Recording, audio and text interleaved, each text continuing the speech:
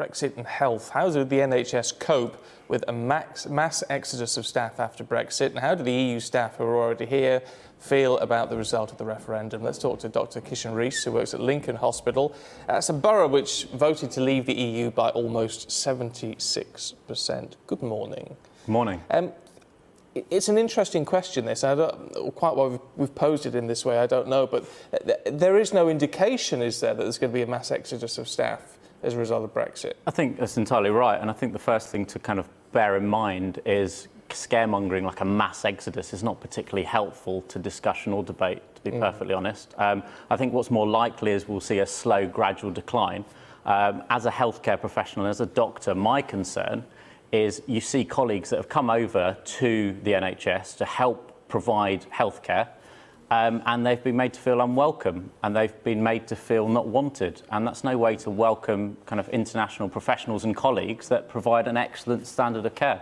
But the idea of the people who are the immigrants who've come over here to work, it's not actually a view on them, particularly, that's been reflected in this vote, is it? We're not actually trying to make them feel unwelcome. We're just, people have had their say on the whole EU issue as a whole. I mean, that's another little soundbite, isn't it? There's a few, like Brexit means Brexit, and the people have spoken. As a doctor, I deal in kind of facts if I know them, and I'll say that I know them. And that's something that I haven't really seen with politicians too much. It's been played out in the media in soundbites and little snippets.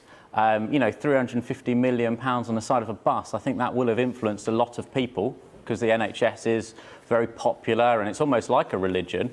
And if the politicians are allowed to say things like £350 million a week going to the NHS, and then the day afterwards they're going to say, well, actually, sorry about that, it could be spent anywhere. Is that really open? Is that really what we should be encouraging? You're talking about the slow and gradual decline of European workers within the NHS. That's your forecast. 110,000 of them already working in the NHS at the moment. And the Royal College of Nursing has said that, you know, the health service already stretched staff shortages. What would it mean, do you think, for the NHS if we do see that slow and steady decline? I think it'd be a disaster. Speaking as a doctor, I think I see the rota gaps that these doctors and nurses plug. And if they weren't there, then it would be a real problem in terms of the healthcare that we tell you. Patients are going to suffer, people potentially have to wait longer, people might not get surgeries and things. So yeah, I don't think it's particularly helpful that there's a nasty air in the right-wing press in terms of British jobs for British people. And Jeremy Hunt has, to be fair, talked about increasing medical student numbers. But this is an example where government policy is not necessarily directly translating to health, because the new medical students that he's talking about are going to take 10 years to come on tap.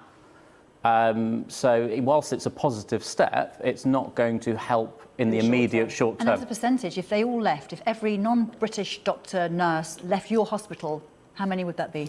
Well, in terms of Boston specifically, there's 111 consultants at Pilgrim Hospital in Boston. 16 were born in the UK, 24 were born in the EU, and 71 were born outside of the EU. Wow. So these are consultants that are at the top of their field, they're experts in their area, and they're running the show, they're running the service. But there's no one's claiming they would have to go. We don't know.